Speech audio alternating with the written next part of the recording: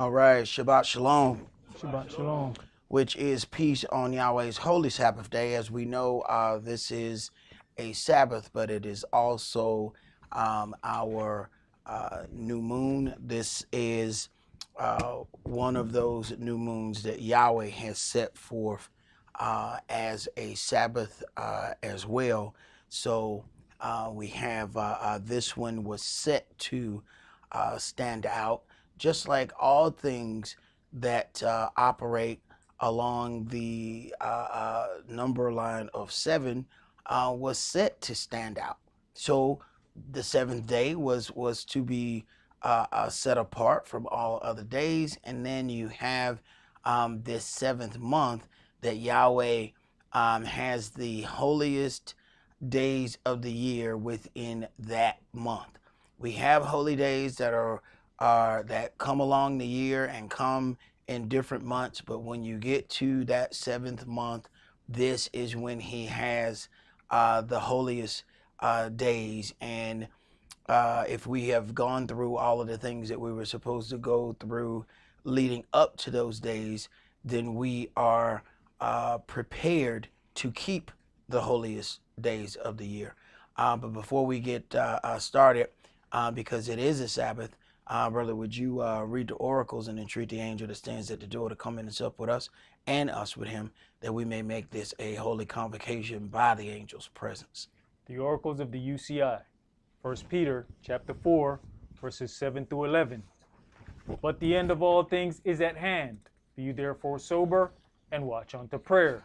And above all things have fervent love among yourselves, for love shall cover the multitude of sins. Use hospitality one to another without grudging.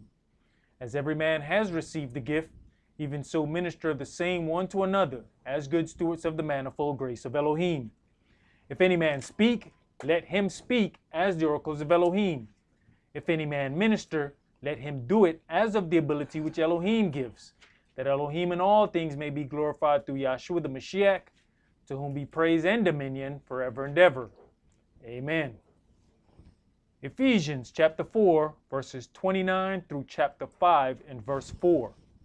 Let no corrupt communication proceed out of your mouth, but that which is good to the use of edifying, that it may minister grace unto the hearers.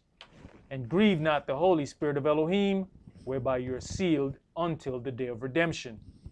Let all bitterness and wrath and anger and clamor and evil speaking be put away from you with all malice.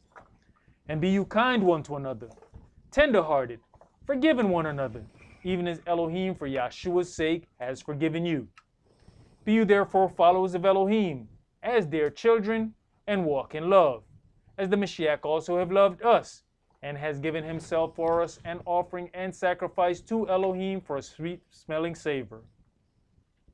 But fornication and all uncleanness or covetousness, let it not be once named among you as becomes saints. Neither filthiness, nor foolish talking, nor jesting, which are not convenient, but rather given of thanks. Ecclesiastes chapter 5, verses 1 and 2. Keep your foot when you go to the house of Elohim, and be more ready to hear than to give the sacrifice of fools, for they consider not that they do evil. Be not rash with your mouth, and let not your heart be hasty to utter anything before Elohim. For Elohim is in heaven, and you up on earth, therefore let your words be few.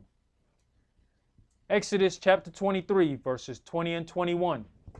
Behold, I send an angel before you, to keep you in the way, and to bring you into the place which I have prepared.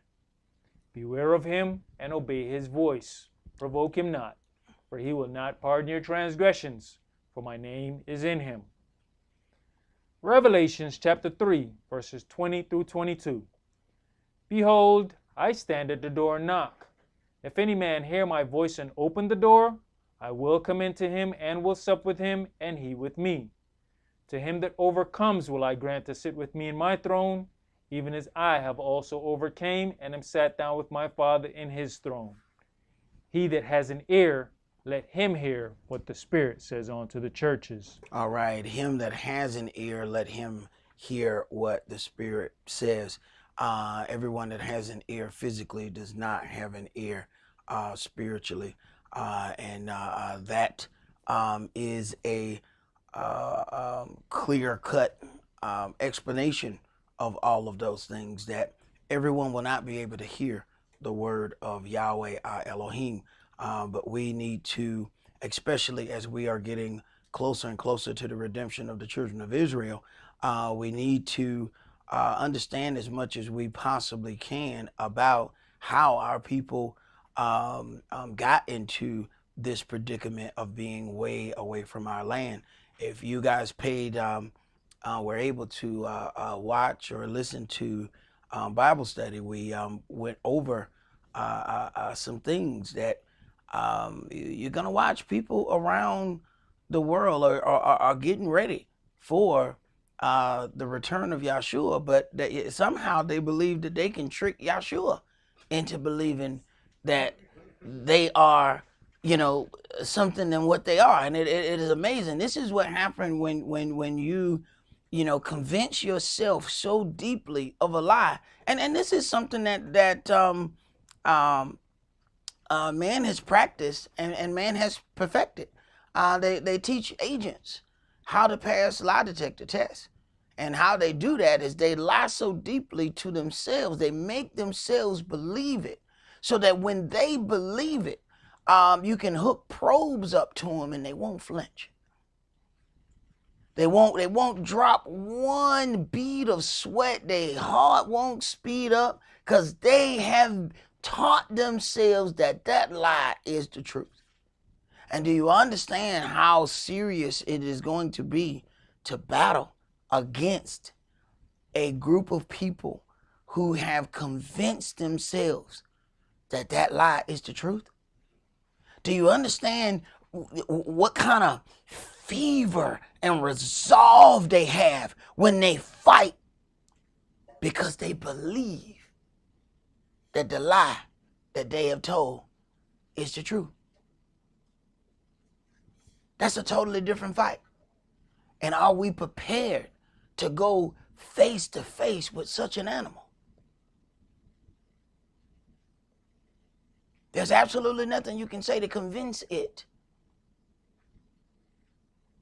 that it's telling a lie. There's absolutely nothing you can do to change its course. It is going to fight you to the death. Are we prepared to face such an animal? There's no reasoning. There's no compassion. There's nothing. This is why we need Yahshua. Because we are greatly outmanned. We are outgunned. Physically. But spiritually, if we do what we're supposed to do, all the things are in our favor. Let's begin tonight in Leviticus chapter 25.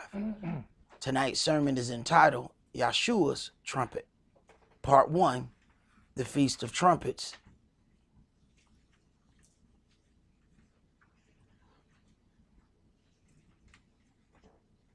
Leviticus chapter 25 and verse 1.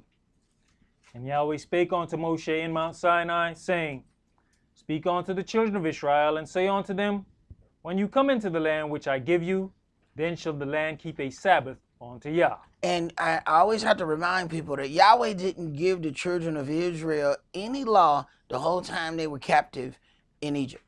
For what?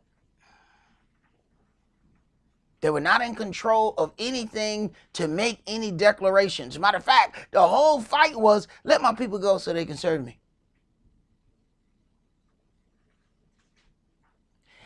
But before we could get Yahweh's land, Yahweh gave us an order that we're supposed to keep in that land.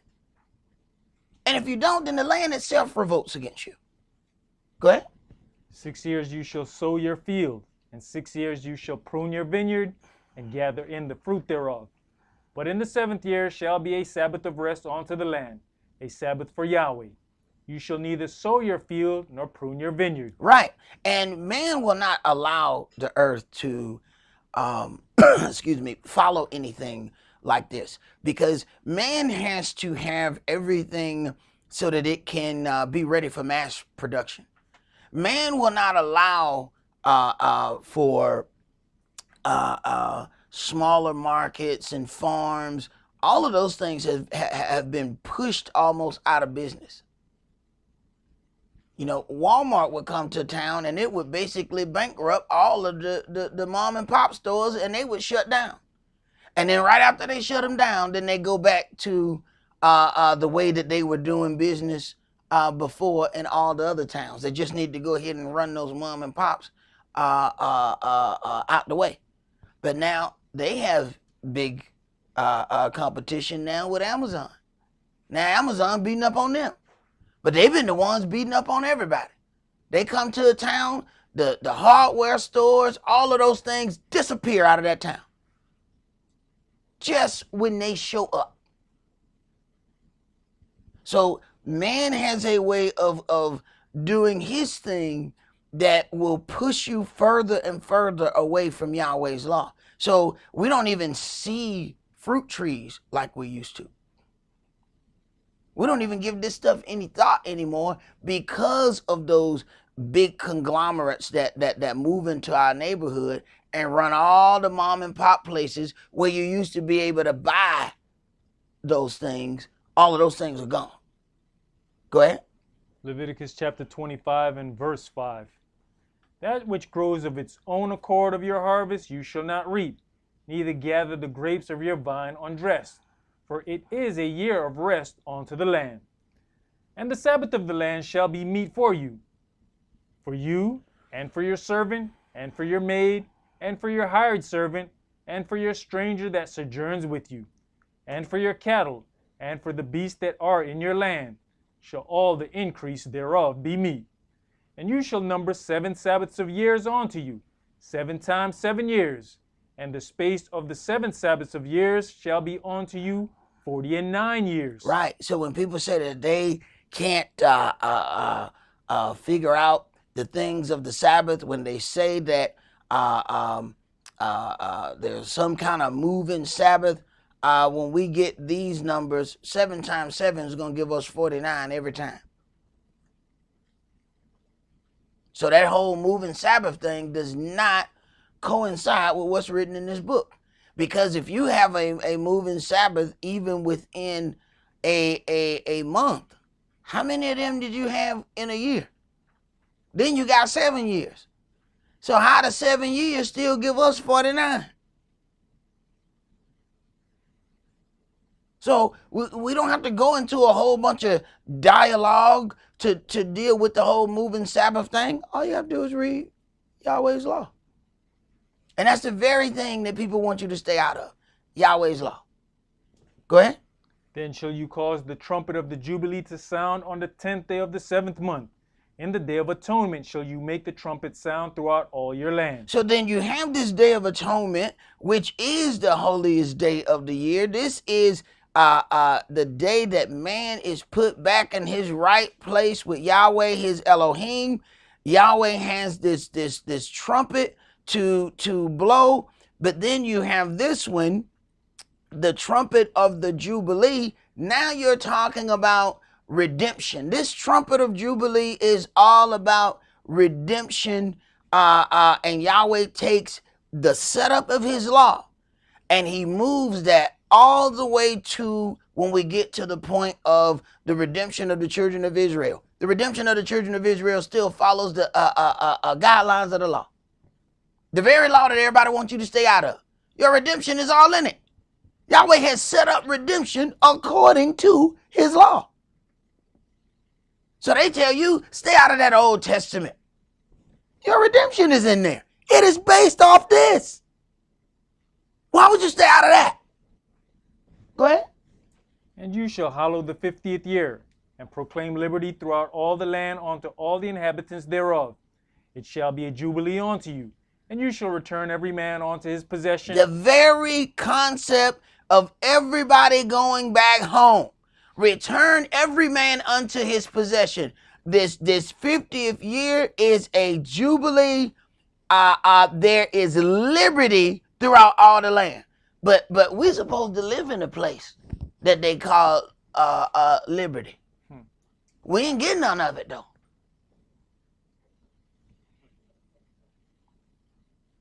They even got a woman up there that they call her Lady Liberty. That lady don't give us no liberty. Yahweh has your liberty right here. Go ahead.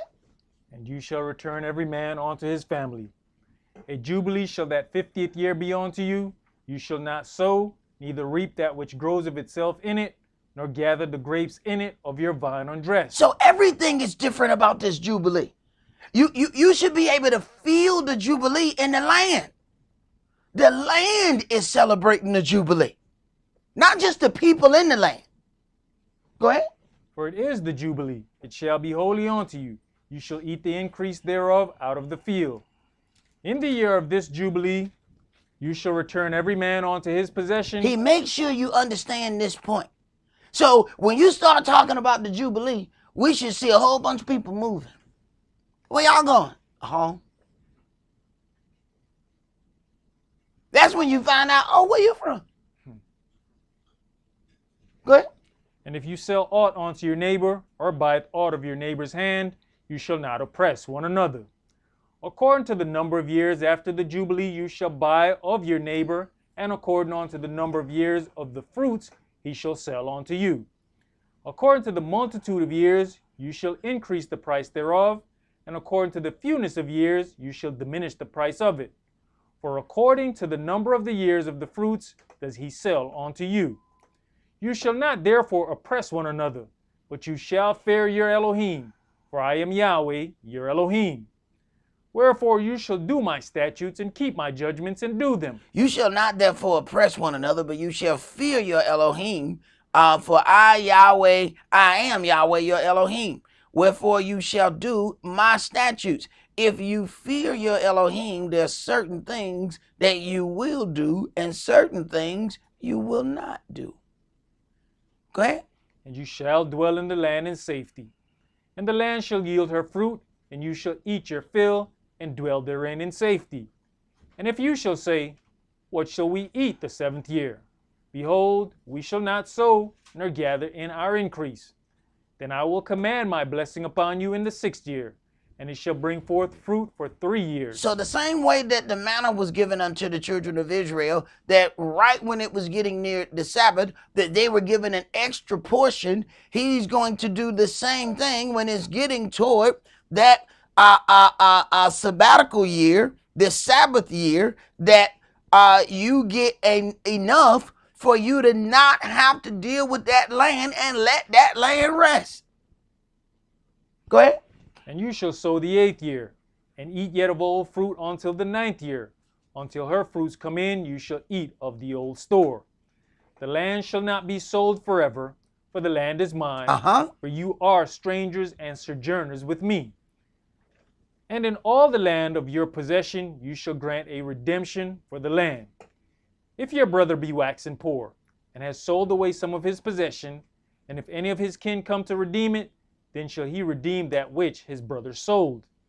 And if the man have none to redeem it, and himself be able to redeem it, then let him count the years of the sale thereof, and restore the overplus unto the man to whom he sold it, that he may return unto his possession. Today they call that Indian givers. They said, we got that stuff from them Indians, and then they wanted their stuff back. Right. Go ahead. But if he be not able to restore it to him, then that which is sold shall remain in the hand of him that has bought it until the year of Jubilee. And in the Jubilee it shall go out, and he shall return unto his possession. And if a man sell a dwelling house in a walled city, then he may redeem it within a whole year after it is sold. Within a full year may he redeem it. And if it be not redeemed within the space of a full year, then the house that is in the walled city shall be established forever to him that bought it throughout his generations.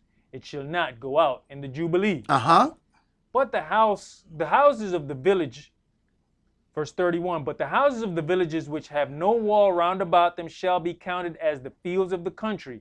They may be redeemed, and they shall not go out in the Jubilee. They shall go out. And they shall go out in the Jubilee. Notwithstanding, the cities of the Levites and the houses of the cities of their possession may the Levites redeem at any time. Right. So then there's a different situation when you deal with the houses of the priests. Go ahead. And if a man purchase of the Levites, then the house that was sold and the city of his possession shall go out in the year of Jubilee. For the houses of the cities of the Levites are their possessions among the children of Israel. But the field of the suburbs of their cities may not be sold, for it is their perpetual possession. And if your brother be waxen poor, and fallen in decay with you, then you shall relieve him, yes, though he be a stranger or a sojourner, that he may live with you. Take you no interest of him, or increase, but fear your Elohim, that your brother may live with you. Right. And we have learned the ways of Babylon. So Babylon charge you interest according to your credit score. See? So they got a little number that they made up. And based on that number, it then determines how much usury or interest they're going to put on your payment. And what we do once we witness the things that the heathen does, see, we'll say, you know, hey man, the heathen charge 15% interest. I'm gonna be nice. I'm gonna charge 14.5. Right. Go ahead. You shall not give him your money upon interest, nor lend him your victuals for increase. I am Yahweh your Elohim, which brought you forth out of the land of Egypt, to give you the land of Canaan, and to be your El.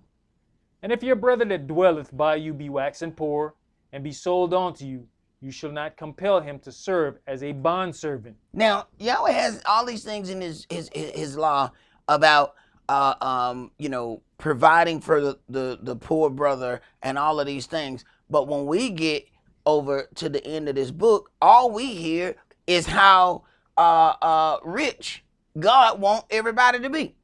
Yet he has all these laws about how you treat the poor man. But we get in the end of the book, and they said he wants everybody to be rich. We got all these provisions for taking care of poor people. Go ahead. That's the problem. If you get everybody on the thought process to think they're supposed to be rich, then I ain't got to be responsible for taking care of the poor. Mm-hmm. This word said you will always have poor among you. Yes, sir. Verse 40. But as an hired servant and as a sojourner, he shall be with you, and shall serve you unto the year of Jubilee. And then shall he depart from you, both he and his children with him, and shall return unto his own family, and unto the possession of his fathers shall he return. The possession of his fathers is the land that was allotted for his people. See, even when you get and you look at all the lands, the continents, if you push them all together, they form one land mass. They fit together like a puzzle. Every family on the earth has a place where their people are.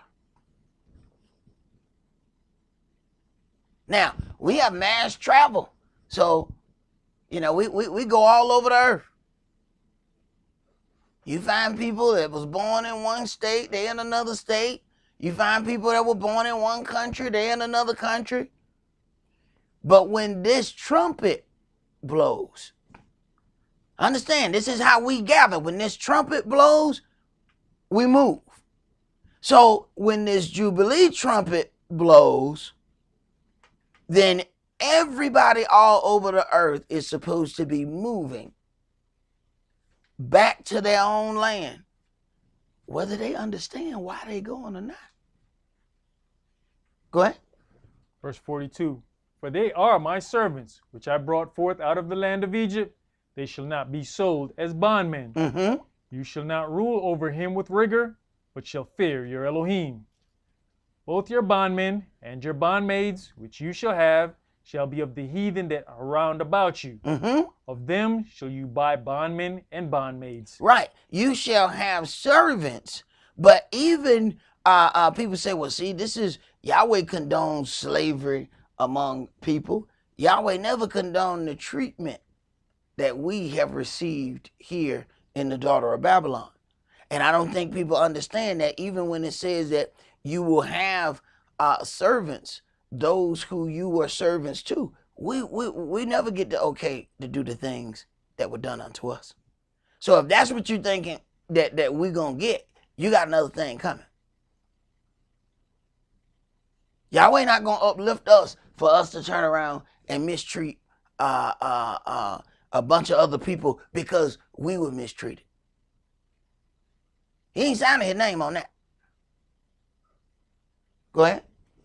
Moreover, of the children of the strangers that do sojourn among you, of them shall you buy, and of their families that are with you, which they beget in your land, and they shall be your possession. And you shall take them as an inheritance for your children after you, to inherit them for a possession. They shall be your bondmen forever. But over your brethren, the children of Israel, you shall not rule one over another with rigor. And if a sojourner or stranger wax rich by you, and your brother that dwells by him wax poor, and sell himself unto the stranger or sojourner, or the sojourner by you, or to the stock of the stranger's family, after that he is sold, he may be redeemed again. One of his brethren may redeem him. Either his uncle or his uncle's son may redeem him, or any that is near of kin unto him of his family may redeem him. Or if he be able, he may redeem himself. And he shall reckon with him that bought him from the year that he was sold to him unto the year of Jubilee. And the price of his sale shall be according unto the number of years. According to the time of an hired servant shall it be with him. If there be yet many years behind, according unto them he shall give again the price of his redemption out of the money that he was bought for. And if there remain but few years unto the year of Jubilee, then he shall count with him, and according unto his years shall he give him again the price of his redemption. And as a yearly hired servant shall he be with him, and the other shall not rule with rigor over him in your sight. And if he be not redeemed in these years, then he shall go out in the year of Jubilee, both he and his children with him. For unto me the children of Israel are servants. They are my servants, whom I brought forth out of the land of Egypt. I am Yahweh, your Elohim. Now, verse 54, and if he be not redeemed in these years, then he shall go out in the year of Jubilee, both he and his children with him. So when you get ready to get into a contractual agreement, you need to know where we stand according to the Jubilee. Because you may be doing something that's going to be undone in 9 months.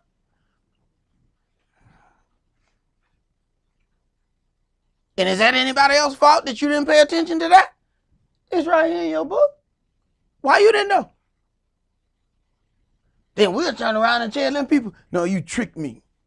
You tricked me. You sold me this stuff. You told me I was going to have this stuff. And then here goes 7 months later, here you go talking about something Jubilee. And you want your stuff back. You got the same book he got, right? Go ahead. Now, I was just going to say, in verse 53, it shows how with Cain, when he said, am I my brother's keeper? He's made us all our brother's keeper. And says, and the other shall not rule with rigor over him in your sight. So we got a responsibility to each other. Exactly. Very good point there, brother. When we see those things, we are supposed to deal with that. And when we're talking about rule with rigor, we can find out real easy. Go to the places where the most difficult work is found and look at what those people look like. UPS is a very good paying job. Go stand there, find the hardest parts of UPS and watch and see what the people look like who do that job. See, if you don't know no better, you just look, you say, man, they have a lot of brothers around here. Right, that's because that job break your back. They're not doing them no favors. That hardest work belongs to them. And go in any company, find the hardest job. Look at what them people look like. They're doing exactly what we were supposed to do. They said, you shall not rule with rigor over your brother. So what happens? When you go to a lot of the companies, you look for the hard job, you find us doing it. When you see the one who's sitting on the big chair telling them what to do, what he look like. Right, real simple to figure out. Did you finish that, brother? Yes. Let's go to Isaiah chapter 47. Real easy to figure out this ruling with rigor thing.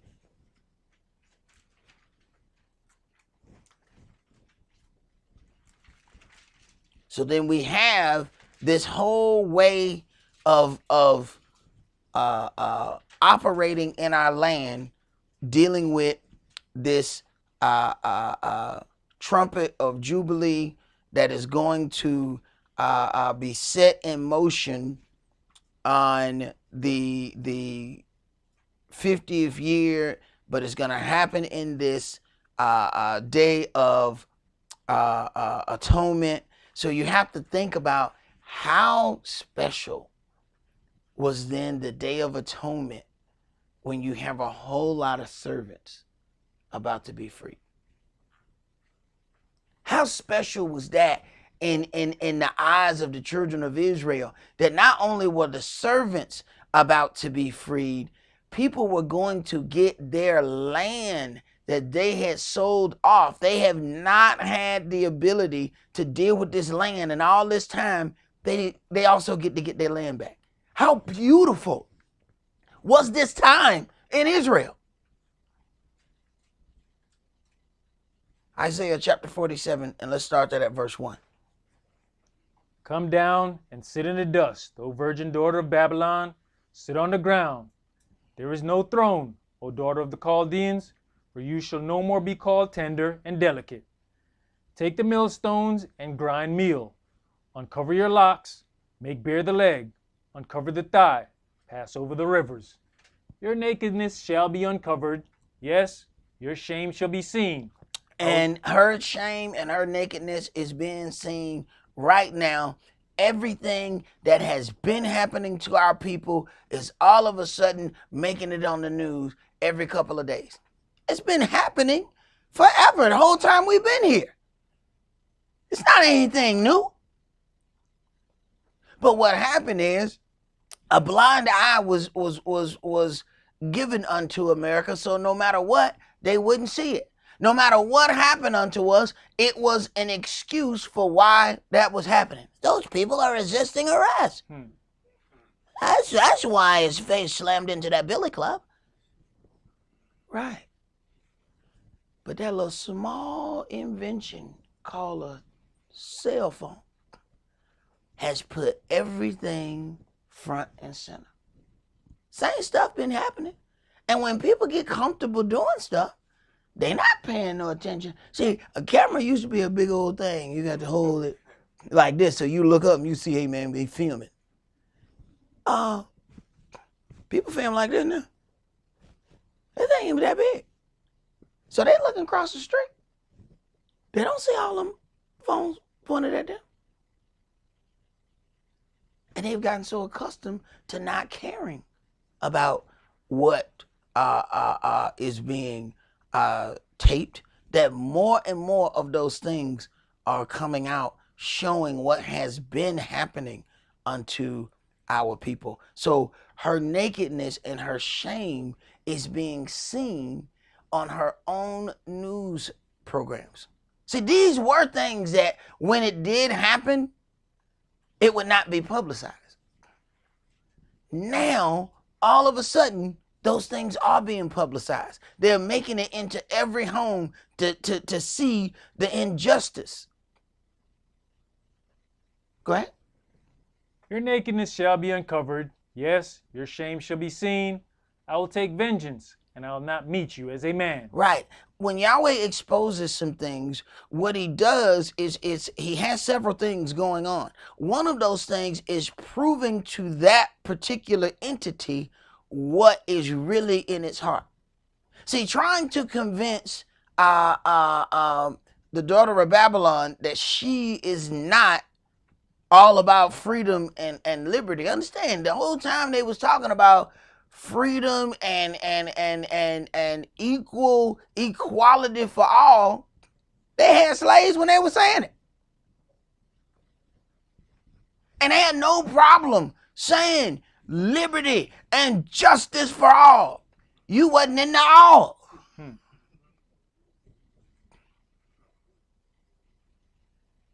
They had no problems declaring that. None whatsoever. So those situations were things that went by, that was able to happen without any involvement or anything with our people having to put this message out. This message taking fire on its own now. It is going. Now you have people that are not even of our people that are pushing this message and talking about the horrible treatment that our people are facing. Go ahead. Verse 4. As for our Redeemer, Yahweh of hosts is his name, the Holy One of Israel. Sit you silent and get you into darkness, O daughter of the Chaldeans, for you shall no more be called the Lady of Kingdoms. Right. They got Lady Liberty sitting up there. He says, no longer shall you be called a lady. Go ahead. I was angry with my people. I have polluted mine inheritance. I was angry with my people. I polluted mine inheritance. So you have these things. Yahweh is the one that has caused these things to happen. These are the things that we kind of forget when we look at all of those things. Have our people encountered a lot of things? Yes, we have. But who put those things into play? Yahweh put those things into play. Go ahead. I was angry with my people. I have polluted mine inheritance and given them onto your hand. You did show them no mercy. Right. Who gave us up? Yahweh did. So when we look at those situations, how were we able to be overcome and placed in slavery? Yahweh set forth that. That was his doing. So when Yahweh has put forth something, how are we going to undo it? It's not going to be undone until Yahweh says it's time for it to be undone. Go ahead. And I've given them into your hand. You did show them no mercy. Upon the 8th, verse 6, I was angry with my people. I have polluted mine inheritance and give them into your hand. You did show them no mercy. Upon the ancient have you very heavily laid your yoke. Mm-hmm. And you said, I shall be a lady forever. I shall be a lady forever. God bless America and no place else. Go ahead. So that you did not lay these things to your heart, neither dideth remember the latter end of it. Right. We actually have people that were angry. I mean, enormous amounts of people that were seriously angry that people would have the audacity to kneel during the great national anthem. How could you be so careless, so heartless? This thing singing, talking about you as a slave, talking about you as a traitor for wanting to have freedom. See, they don't sing that line. But hey, we listen to a song on the radio, right? Even when they don't sing that line, we know what's in it, right? When they play the song, because they got to skip all of, the other word. Look back at your kids, and they back there saying that every word, and they know exactly. How you know what that say?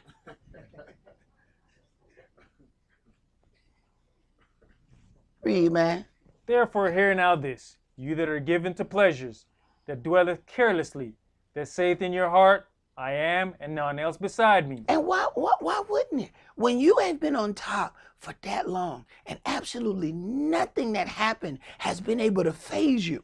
Let me tell you something. Success can be the deepest weapon against you ever. Why? Because when you are succeeding, it's hard for anybody to come in and say, you can be better if you do this. You know what the reply is? I'm winning now. How am I going to get better than winning? You see that? Them championships. How many of those you got? All right, then, we shut up and get on out of here. That's it. We don't want to be made better. We don't think we can be made better. But when you winning, it can lull you right to sleep because you hadn't had nothing happen to you. You hadn't had any adversity. So you skating. Everything's is strawberry and powdered sugar, baby. It's rolling, baby. You ain't got time to be thinking about anybody telling you, all right, now you know you can make this stronger. Man, don't talk to me about no stronger. These rings. Yeah.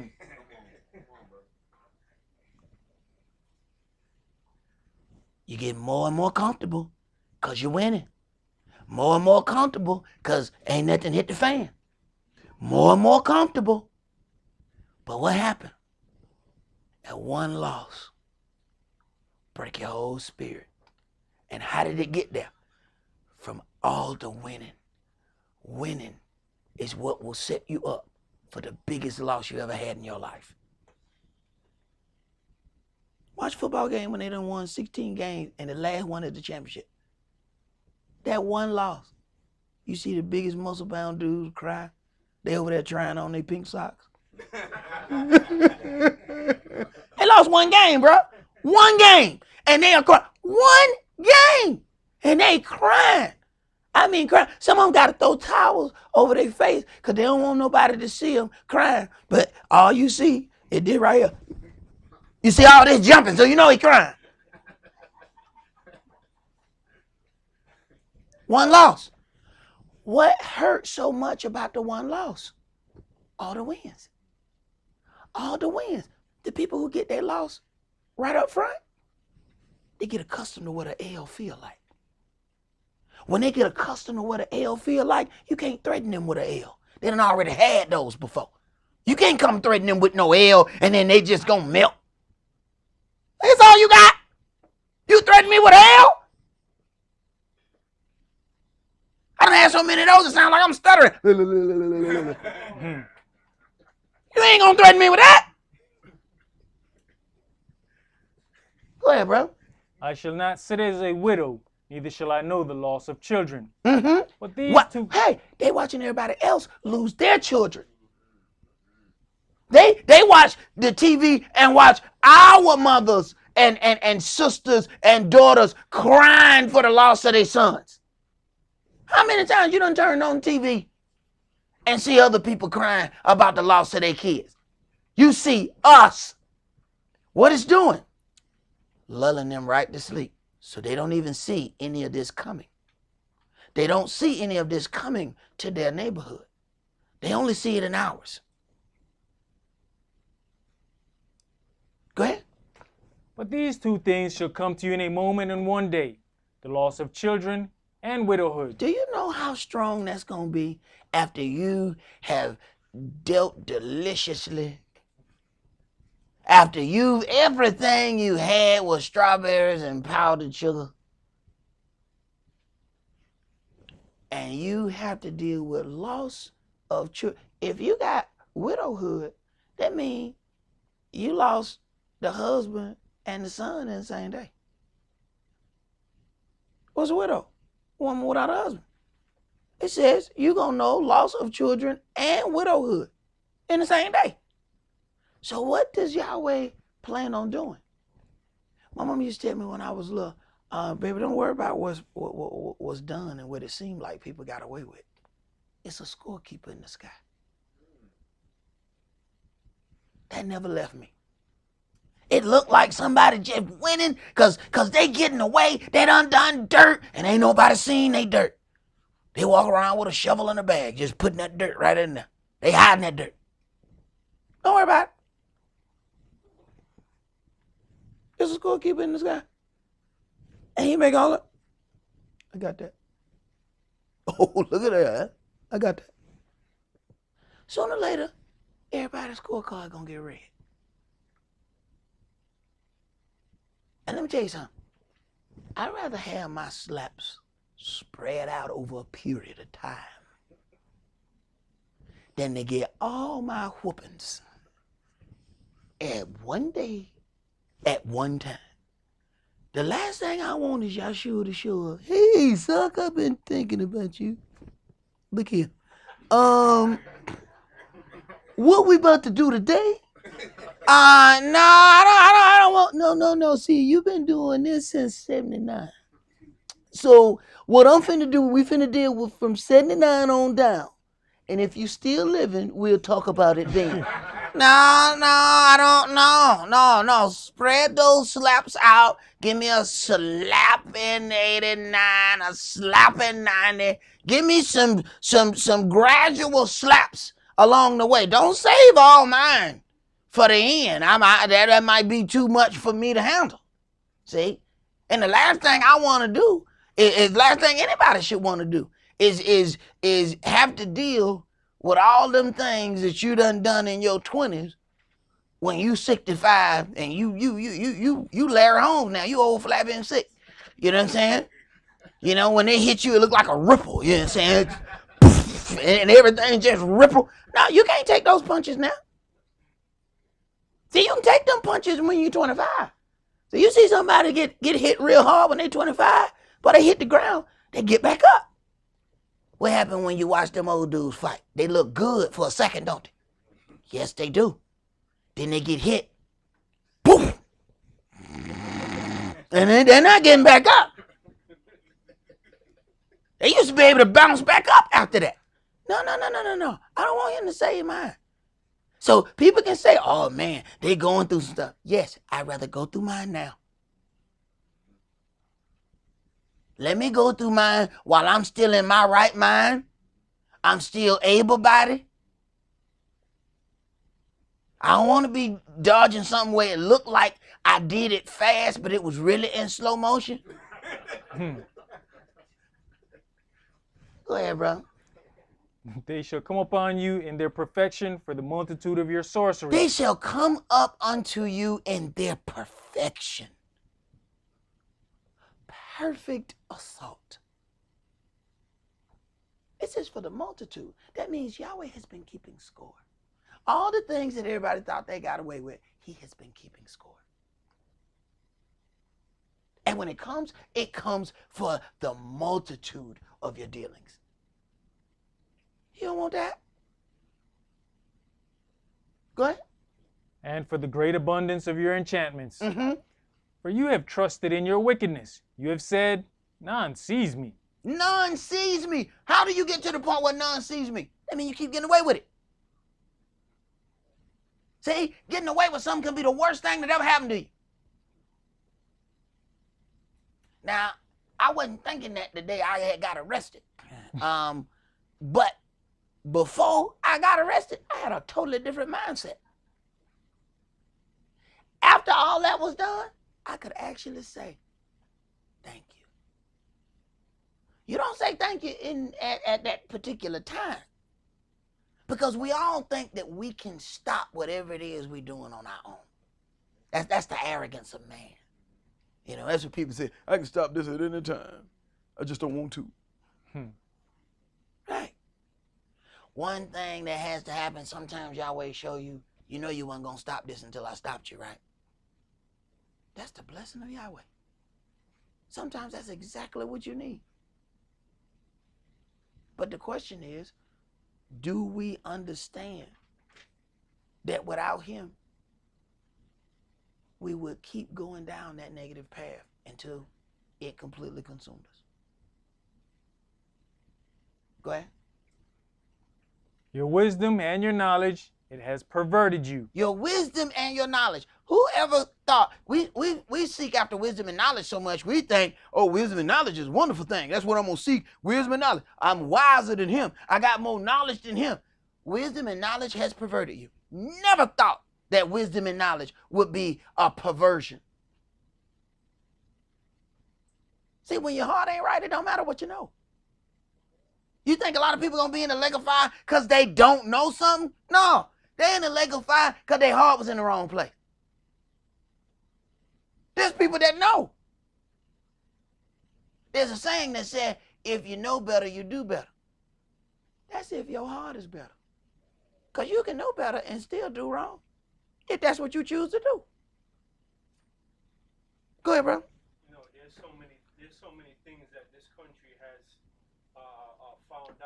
within their knowledge and wisdom, Mm-hmm. as far as even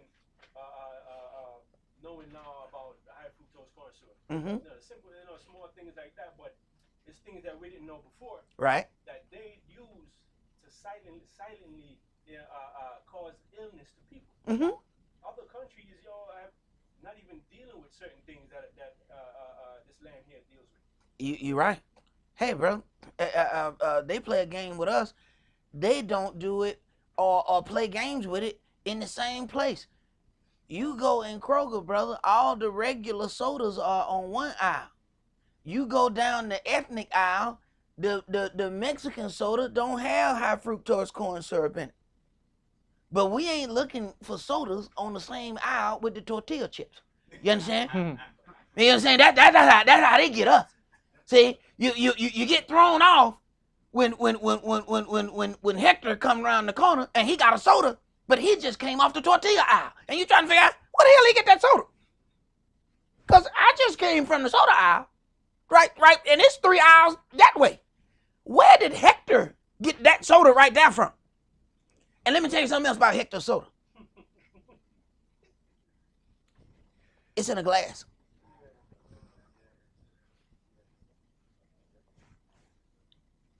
My high fructose sugar crack corn, it's in plastic.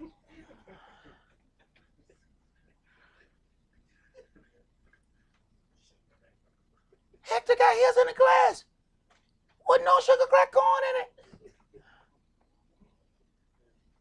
Right, in the same store. I'm not talking about in a different store. I'm telling you this happens in the same store. Go down the aisle where the drinks are, then go down the ethnic aisle where the tortillas at. Watch and see, don't you see some drinks on there in glass bottles? Read the back. No high fructose corn syrup. And don't think, well, yeah, that was just the Mexican soda. They got Coca-Colas on that aisle. Mm-hmm. Pick up in the bottle. Pick up the Coca-Cola bottles and read the back of it. No sugar crack corn in it. So that means they made that for a certain group of people then. There's a certain group of people that they want to make sure have physical ailments constantly. Right. Read, bro. And you have said in your heart, I am, and none else beside me. Therefore shall evil come upon you. You shall not know from whence it rises. You shall not know where the evil comes. You can stay up all night. And you know how deep that is for some people to have satellite imaging. They got infrared. They got all these things. And then here come evil and they're like, hey, how you get here? You mean with all that technology, you ain't see him coming? See, this how Yahweh trick even those with wisdom and knowledge. How you not see him coming? You done spent all your money on this stuff. What? Russia just put up one of them satellites that attack other satellites. And with the satellite that they put up that attack other satellites, what does it do? Take away their sight. Oh, now ain't that interesting? So that means by the time you see the plane, hey, how that get? Brrr. He already firing. He was trying to figure out how he get there. How he get all the way over here without us knowing he was here. Okay, bro? And mischief shall fall upon you. You shall not be able to put it off. And desolation shall come upon you suddenly, which you shall not know. Stand now with your heart. Stand now with your enchantments and with your multitude of your sorceries, wherein you have labored from your youth. If so be, you shall be able to profit. If so be, you may prevail. You are wearied in the multitude of your counsels. Let now the astrologers, the stargazers, the monthly prognosticators stand up, and save you from these things that shall come upon you. Behold, they shall be as stubble. The fire shall burn them. They shall not deliver themselves from the power of the flame. There shall not be a coal to warm at, nor fire to sit before it. Okay, you have to look here. Behold, they shall be as stubble. The fire shall burn them. They shall not deliver themselves from the power of the flame. In the same sentence, there shall not be a coal to warm at, nor fire to sit before it. So the flame burning you, but you don't get any deliverance from the cold. Consider what's happening in California. It is absolutely on fire, and it's just not California. We're talking about 10 states that have wildfires, over like 80 different wildfires. In some places, the smoke has changed the temperature by like 30 degrees. Where it would be 90, in some of those places, it has dropped way down. They don't even know where the sun at.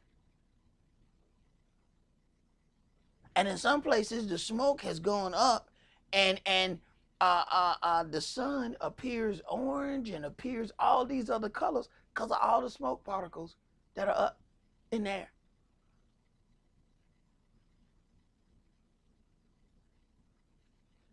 Go ahead, bro. Thus shall they be unto you with whom you have labored, even your merchants from your youth.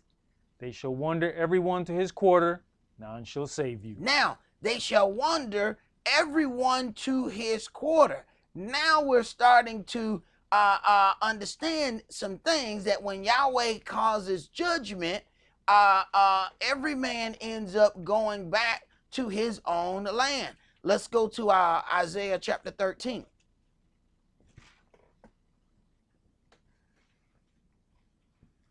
So you have to keep take something into consideration.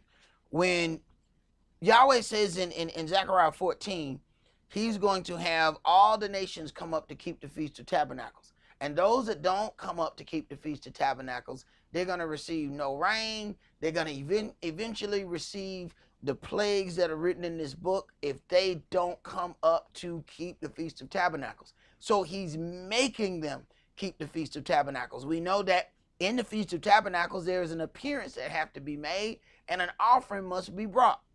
The very things that we are taking part of in a small scale are the things that are going to take care of Israel on a large scale. When you talk about all those countries having to come up to Israel and bring an offering, you have to ask yourself, what is the offering of a country?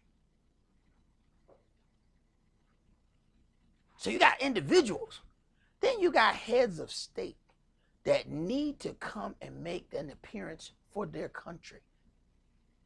So they're not making every individual. No. Who's your leadership? Have your leaders come and make an appearance. And don't come without a gift. Those very things are going to sustain us. Go ahead, bro. It says, chapter 13 and verse 1. The burden of Babylon, which Esaias the son of Amoz did see. Lift you up a banner upon the high mountain, exalt the voice unto them, shake the hand, that they may go into the gates of the nobles.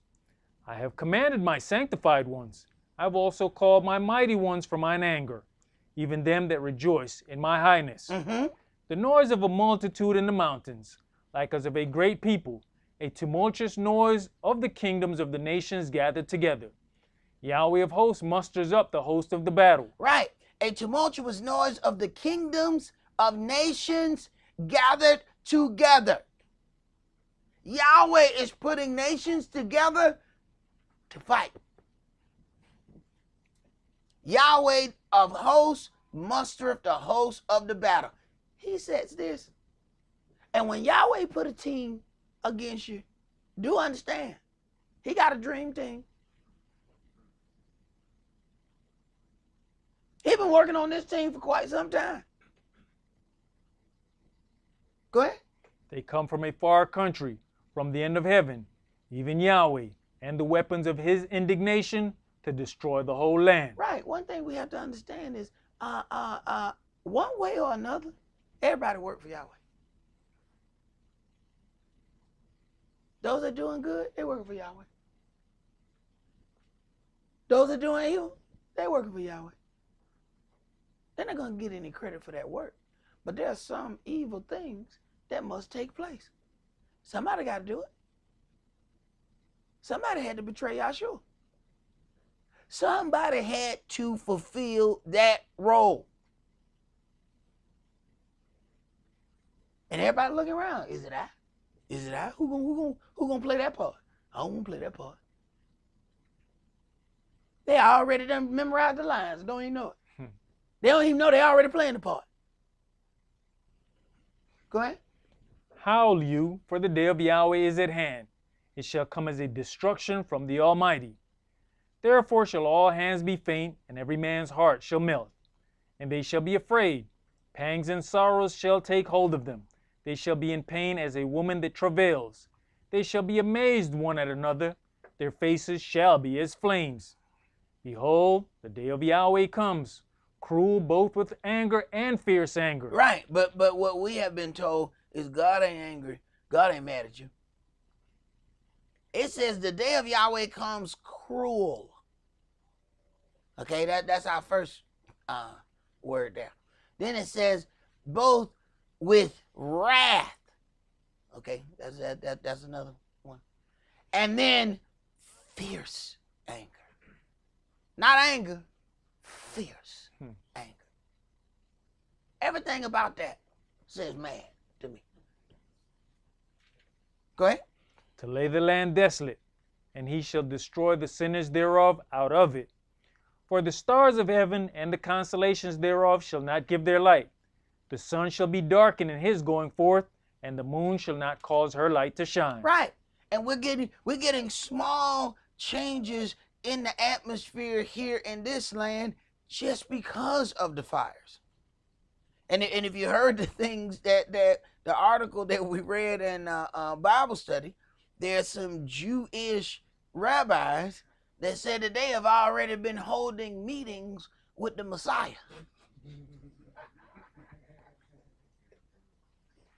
Yeah, they apparently he came and he meets with them.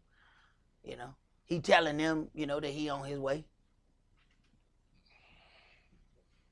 Right.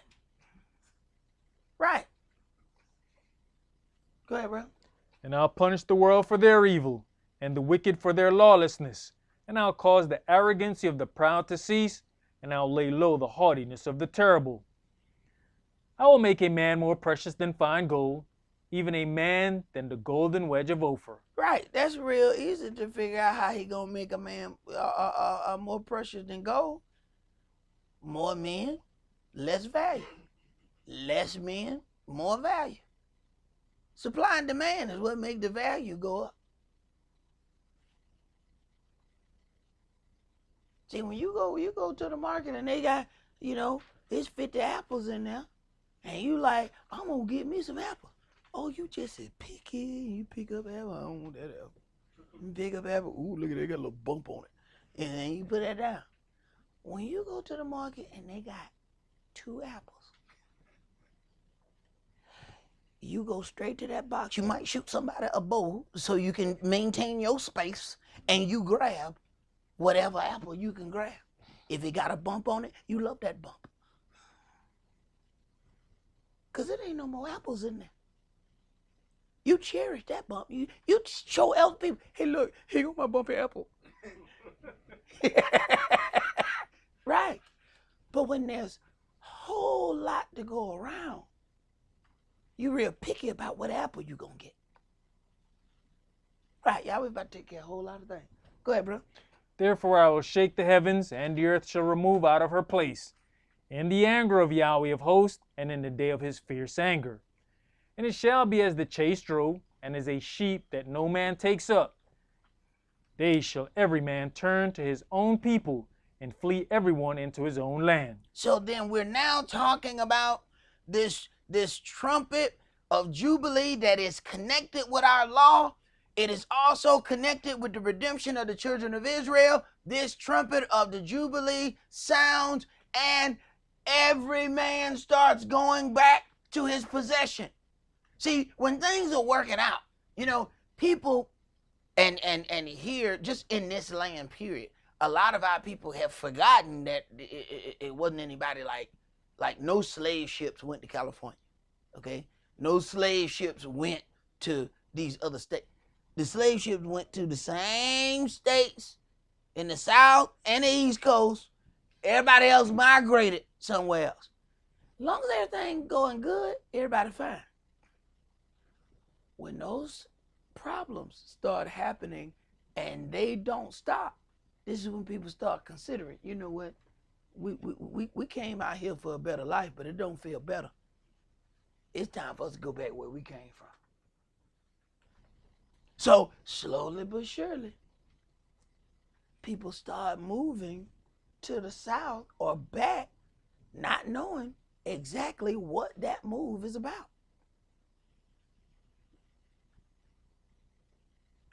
You have to consider, man, you guys look and see all the storms? It's about 5 hurricanes just sitting out. You ever notice that the hurricanes take the same path that the slaves took? Yeah, they come from Africa and then hit America. Say it ain't so. Read, bro. Everyone that is found shall be thrust through, and everyone that is joined onto them shall fall by the sword. And there was a lot of slaves dropped off in Louisiana. Them storms like going over there.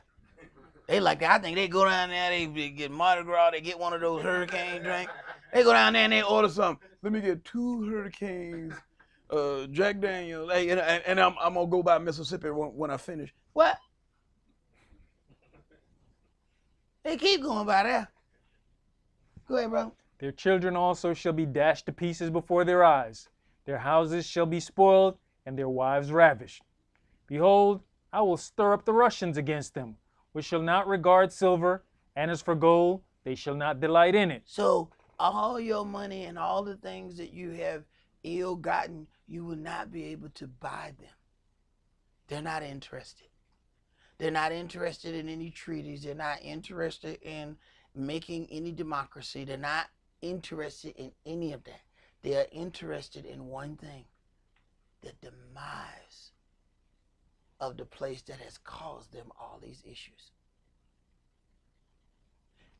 The thing that helps us in all of these things, the powers that be are so busy looking at us that they don't even notice their true enemy. When they down there, as all of those people were protesting and some of them broke out into a riot, they were so busy watching us, they didn't see the white girl that was setting the place on fire.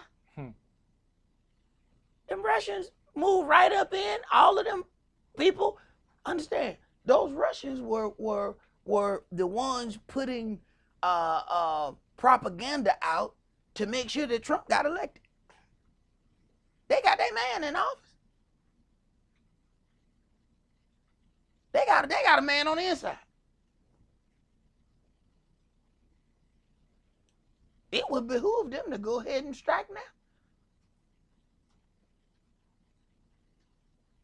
Because that man will say everything negative about everybody except Putin. He will not part his lips against the man. Then had a private meeting with the man and nobody else could come. Right. And I don't know if y'all noticed, but that last little, I guess, I think it was the last little thing where they were supposed to be announcing, I don't know if it was supposed to be a State of the Union and his Russian wife was there. Did you look at the little green military outfit that the wife had on? Oh, she basically had on military fatigues made into a dress. Americans don't dress like that. You find that in war countries. Go ahead, bro. Their bows also shall dash the young men to pieces, and they shall have no pity on the fruit of the womb. Their eyes shall not spare children. And Babylon, the glory of the glory of kingdoms, the beauty of the Chaldees' excellency, shall be as when Elohim overthrew Sodom and Gomorrah. You gotta first of all understand that when we talk about Babylon, they've all fought over rulership of the same kingdom. This is what it was talking about, this whole image with the head of gold and going all the way down to the feet of clay. The whole thing is them fighting over the same rulership. They fighting over the same land. They just fighting over who gonna control it. Go ahead. It shall never be inhabited, neither shall it be dwelt in from generation to generation. Neither shall the Arabian pitch tent there, neither shall the shepherds make their fold there. But wild beasts of the desert shall lie there, and their houses shall be full of doleful creatures, and owls shall dwell there, and the satyrs shall dance there. And the wild beasts of the islands shall cry in their desolate houses, and dragons in their pleasant palaces. And her time is near to come, and her days shall not be prolonged. Right. So when you talk about utter destruction, you're talking about then even the cities turning into a wilderness as everything overgrows. And animals just move in and take possession of the houses, because at that point it becomes unlivable. When you talk about nuclear fallout, animals can live with radioactive just things inside of them and still exist. People die immediately. So it has no choice to get overrun by animals if there's any kind of nuclear fallout. Keep going. Let's do Isaiah chapter 14. Let's start at verse 1. For Yahweh will have mercy on Jacob, and will yet choose Israel, and set them in their own land. All right, do you notice then that this comes directly after talking about the destruction of Babylon? The very next thing that is on Yahweh's mind is having mercy on Jacob. So 1 minute he's talking about, I'm going to punish you, I'm going to do such and such, and I'm going to have mercy on Israel. Wait a minute, man, did you just change directions? Because you were just talking about, really destroying the whole land. And then your topic changed to love for Israel? Oh no, the topic didn't change. Oh, that's the same topic. All that goes hand in hand. I'm going to take care of this, and while I'm doing this, I'm also showing my love for Israel while I'm doing it. Because what it's doing is putting down the oppressor of Israel, true Israel. Go ahead. And the strangers shall be joined with them, and they shall cleave to the house of Jacob. For Yahweh will have mercy on Jacob, and will yet choose Israel, and set them in their own land. People say Israel already in their own land. So what Yahweh doing? What Yahweh doing it? If Israel in their own land, we can just close the book. And we can just wait for Rabbi Yavskov, and then, because he's talking to the Messiah. We can just close the book. But I read something different. Go ahead. And the people shall take them and bring them to their place. And the house of Israel shall possess them in the land of Yahweh for servants and handmaids. And they shall take them captives, whose captives they were. And they shall rule over their oppressors. Right, but we're going to rule over our oppressors according to Yahweh's law. So don't get none of them strange fantasies in your head. Yeah, our slavery had a lot of rape in it. Hey, brother, clear your mind now. Clear your mind now. You gonna mess around and get cut off? Clear your mind now. That ain't gonna work. I done heard some strange things, some people talking about, hey, I don't know where you get that from, but you sure didn't get it out of this book. You need to take that wherever book you found that at, because you ain't find it in here. Go ahead. So if the people over there are supposed to be Israel, that means they should have the Germans as servants right now, right? And the Germans should be serving them. Okay. Verse 3, and it Yeah. shall... Yeah. They should be serving them. That's who should be their handmaid. That's who should be washing their windows. That's who should be planting their vineyard. That's the way that's supposed to go. But see, when you mention that, now you know what you are. You anti-Semitic. That's what you is. See, just you mention. That's how people get out of answering a question. Where were you Thursday night at 8 o'clock? You anti-Semitic. That's what they do when they don't want to answer the question. Go ahead, bro. And it shall come to pass in the day that Yahweh shall give you rest from your sorrow, and from your fear, and from the hard bondage wherein you was made to serve. Stop. What hard bondage did the people in that land serve?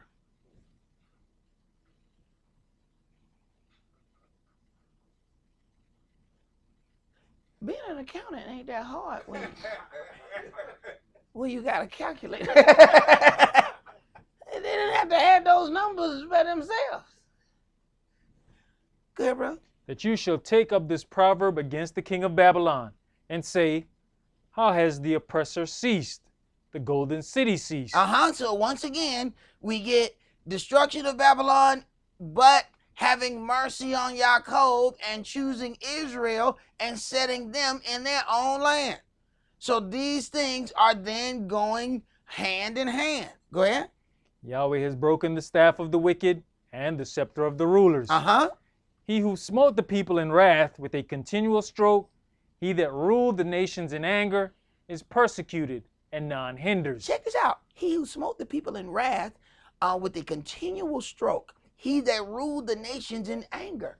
How the nations are ruled over in anger is they are given really, they have a problem, they have an issue that was probably created by those same nations, and then they offer them a loan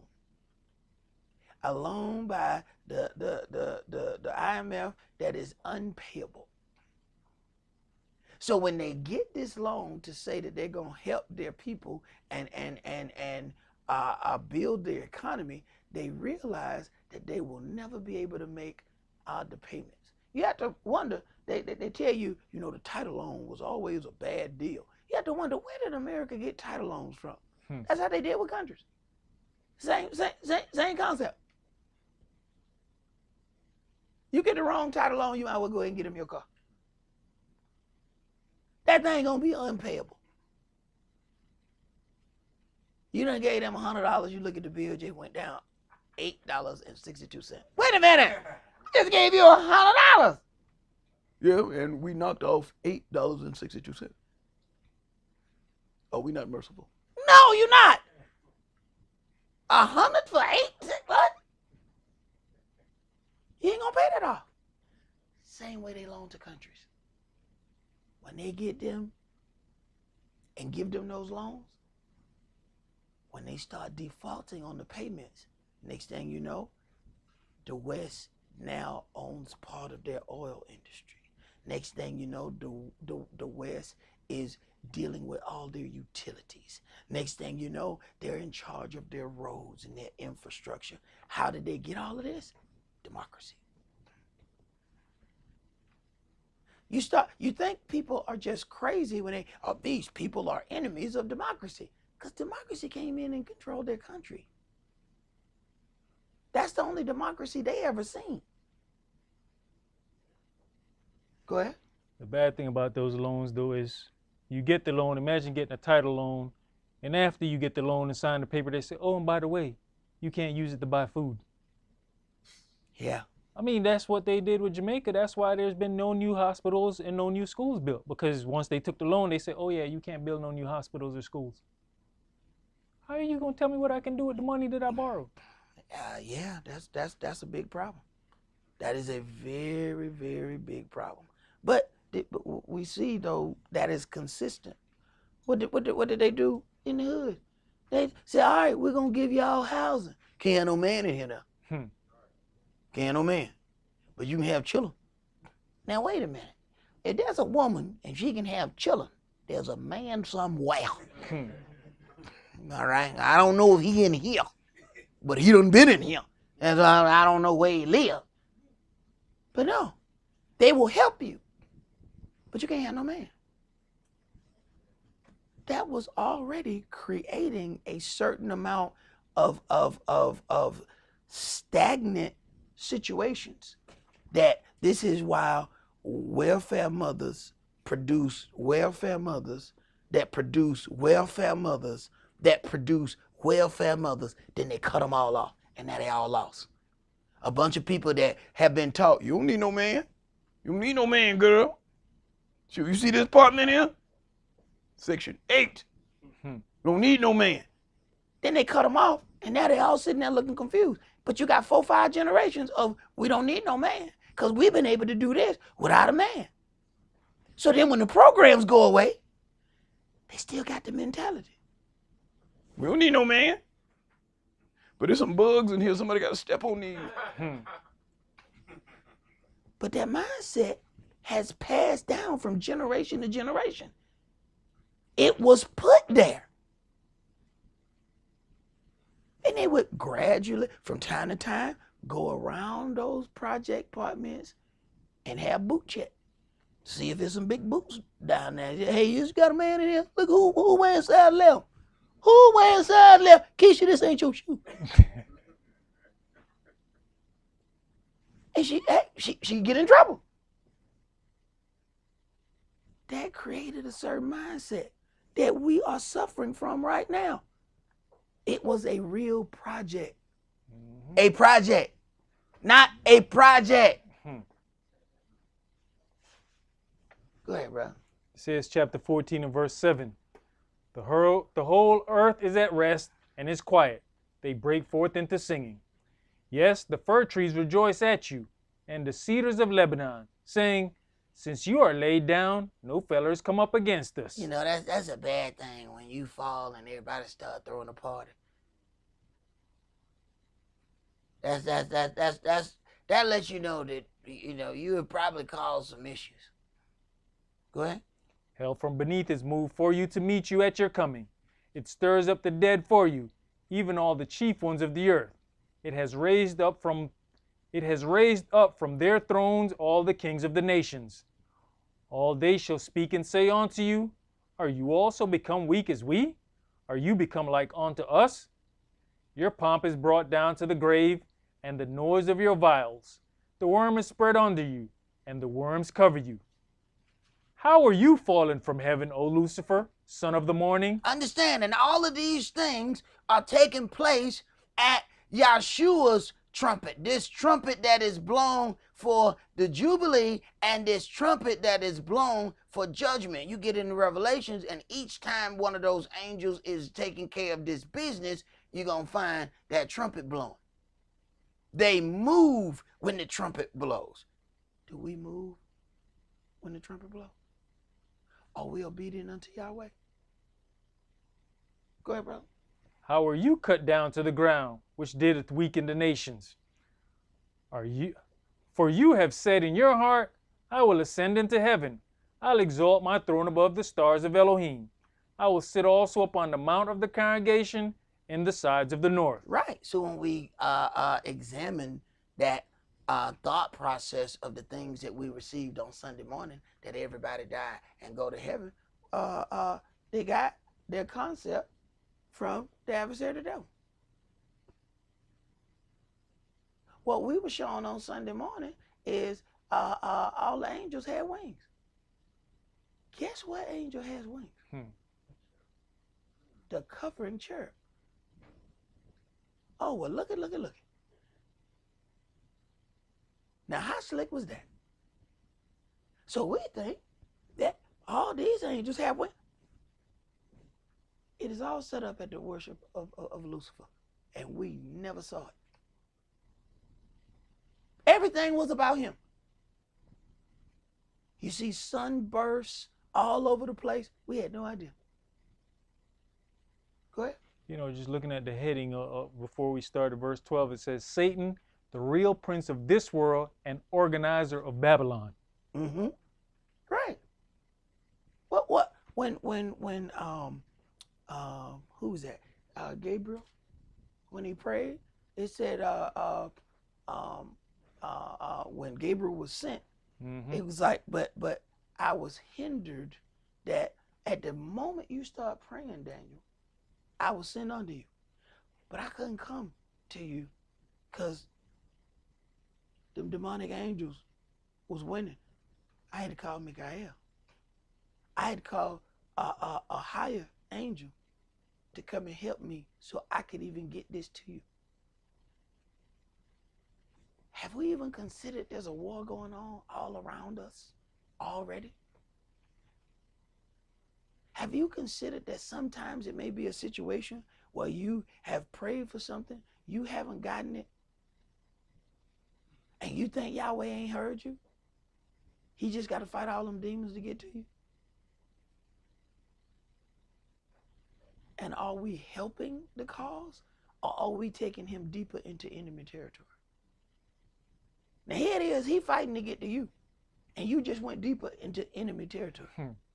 Yahweh, I could have got him, he was right here. But he went deeper down and there's 20 more demons in there. Now you keep saying, hey, why he answering my prayer? He like, I need reinforcement.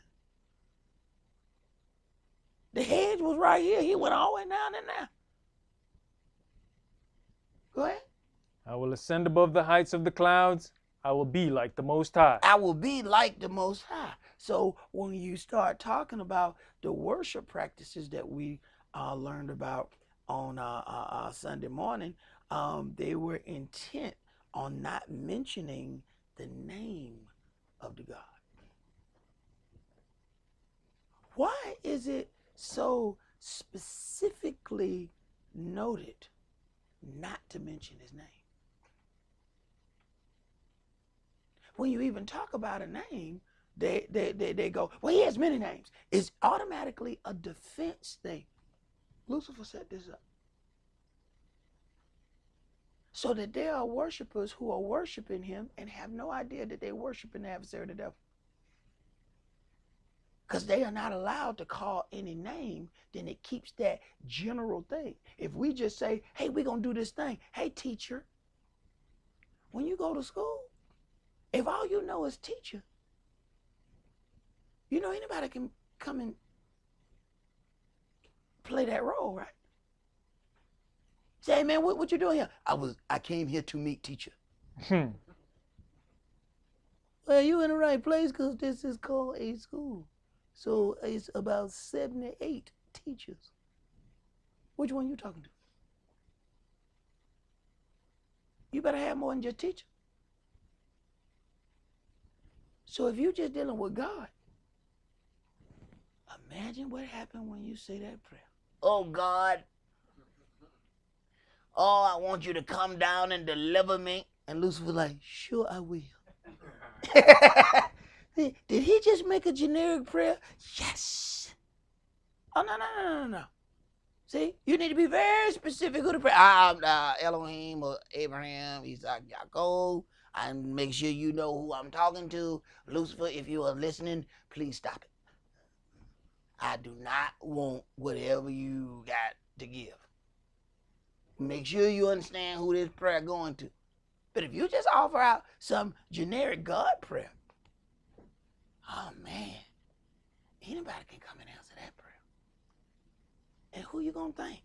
And who you gonna thank gave you that?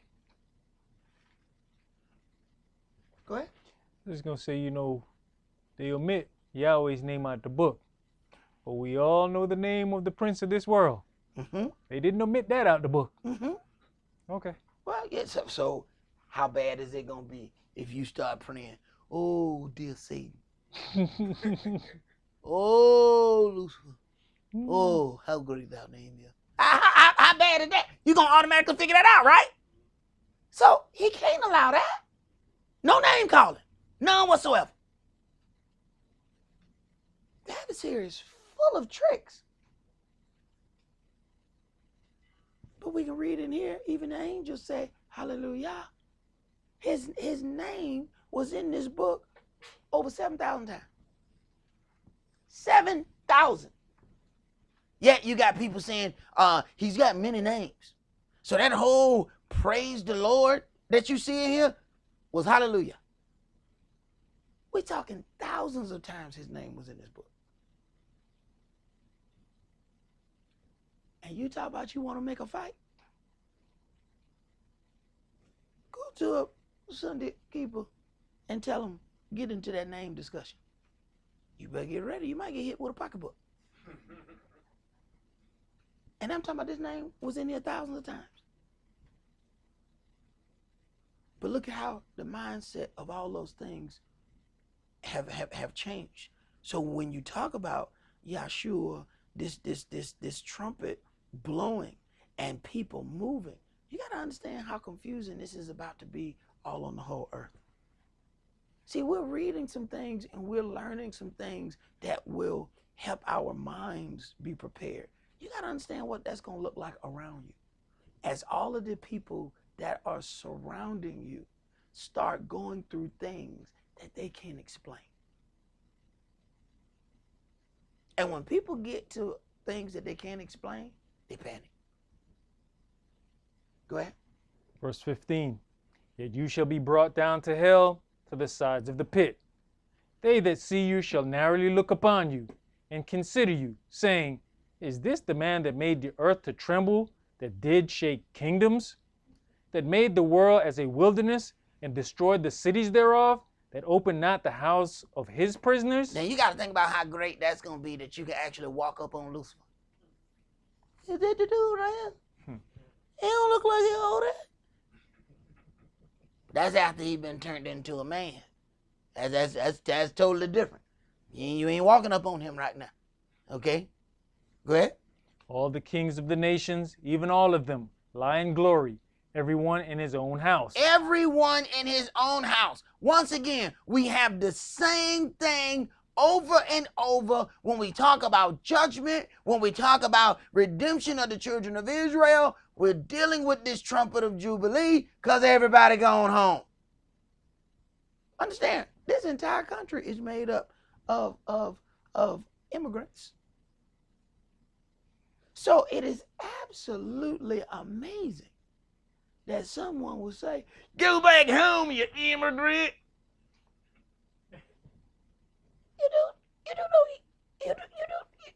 Do you remember how you got here? Because you're an immigrant too. That's the part that's going to be confusing as people are told to go back home. See, the well-to-do remember the places where they come from. You go in people's house, they have a crest on the wall that explains their entire lineage. But then there are those that they don't know anything about that. So that's going to really shake them up when Yahweh said, go home. And you might have two people, two houses. One of those got to go to France. The other one got to go to Spain. But they might look just alike. But they people not from the same place. Oh, that's going to shake up some serious things. Go ahead.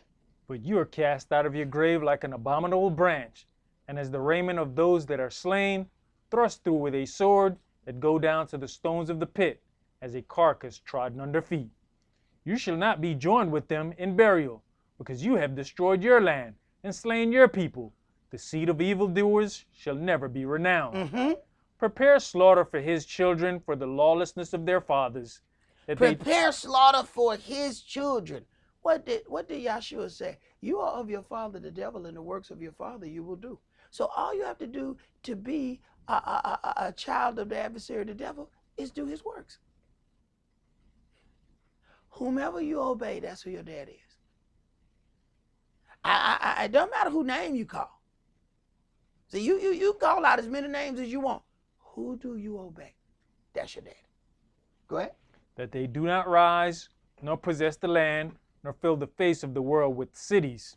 For I will rise up against them, says Yahweh of hosts, and cut off from Babylon the name, and remnant, and son, and nephew, says Yah. I will also make it a possession for the bittern, and pools of water, and I'll sweep it with the besom of destruction, says Yahweh of hosts. I will sweep it with the besom of destruction. We have a fire on one side. of this country, and we got enormous amounts of water on the other side. Now that you have to really rattle around in your head. Only if the water would get to the place where the fire was. So you got fire on this side, water on this side, but you can't get the water to where the fire.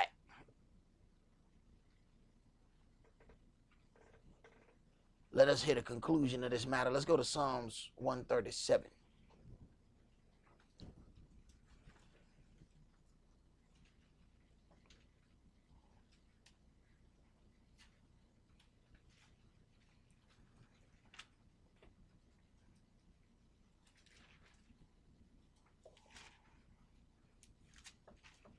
Psalms 137.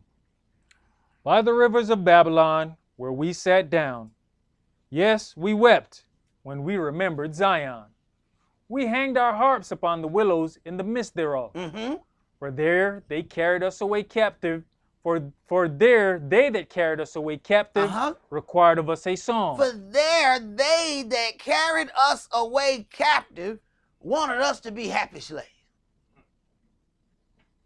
Go ahead. And they that wasted us required of us mirth, saying, sing us one of those songs of Zion. Now, this is how you play with a people's head. Yeah? Sing us one of those happy songs. Hey, man, you just beat me for not meeting my daily quota. Yeah, I know, but sing happy. Go ahead. You know, even with that verse right there, that's not even a part of the legacy of the Jewish. It's not. It's not. They don't have no songs of Shaviska. You understand? How many Shaviska songs a year? Redemption. How many of those y'all done heard?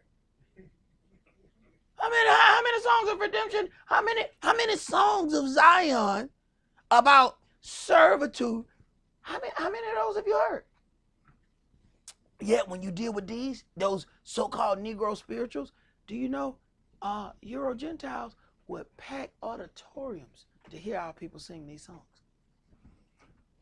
It's black people that don't want to hear those songs no more. Gentiles still respect those songs. They will come and they understand the whole legacy behind that. Our people, no, we want to sing some happy gospels. We don't want to sing these songs here. They make us think about bad things. So we avoid them. Go ahead. How shall we sing Yahweh's song in a strange land? If I forget you, O Jerusalem, let my right hand forget her cunning. If I do not remember you, let my tongue cleave to the roof of my mouth. If I prefer not Jerusalem above my chief joy.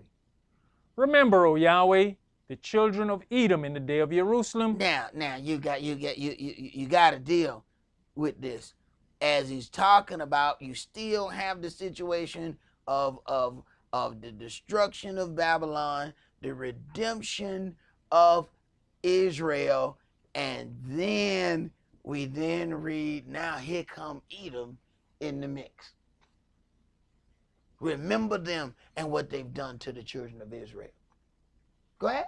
Remember, O Yahweh, the children of Edom in the day of Jerusalem, who said, raise it, even to the foundation thereof. Now, so even to the foundation thereof, so you have a group of people who then took over the land of Israel at Israel's demise.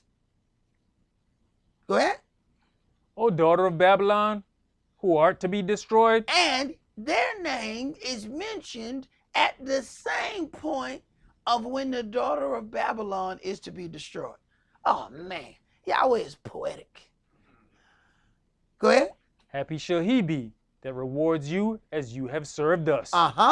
Happy shall he be that takes and dashes your little ones against the stones. Right. So let us be prepared in our own hearts and minds that when this trumpet blows and things start going in gear, we need to get our spiritual bonuses ready and get ourselves prepared in our heart and mind for the things that are going to happen when that trumpet blows.